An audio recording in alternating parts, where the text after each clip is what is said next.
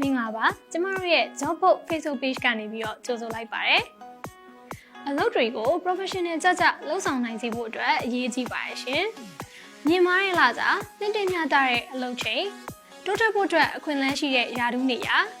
ကောင်းမွန်တဲ့အကျိုးခံစားခွင့်အစရှိတဲ့လုပ်ငန်းအတွင်းအောင်မြင်မှုတွေကိုရရှိနိုင်စေဖို့အတွက်အခုဖော်ပြပေးသွားမယ့်အချက်လေးတွေကိုအလေးထားသတိပြုပေးစေချင်ပါတယ်ရှင်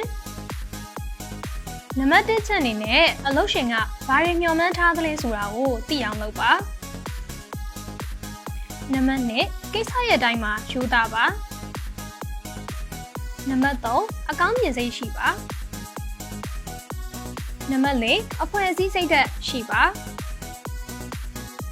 နံပါတ်5အတင်းပြင်းပြောခြင်းကိုရှောင်ကျဉ်ပါနံပါတ်6ကောင်းမွန်တဲ့အမှုကျင့်တွေကိုကျင့်သုံးပါနံပါတ်9ကိုရေးကိုယ်ရာကိစ္စတွေကိုအိမ်မှာပဲထားခဲ့ပါနံပါတ်10အစားထိုးတာဝန်များကိုကြည်ပြူပါနံပါတ်9နည်းပညာဆိုင်ရာအချက်အလက်များကိုသတိပြုပါ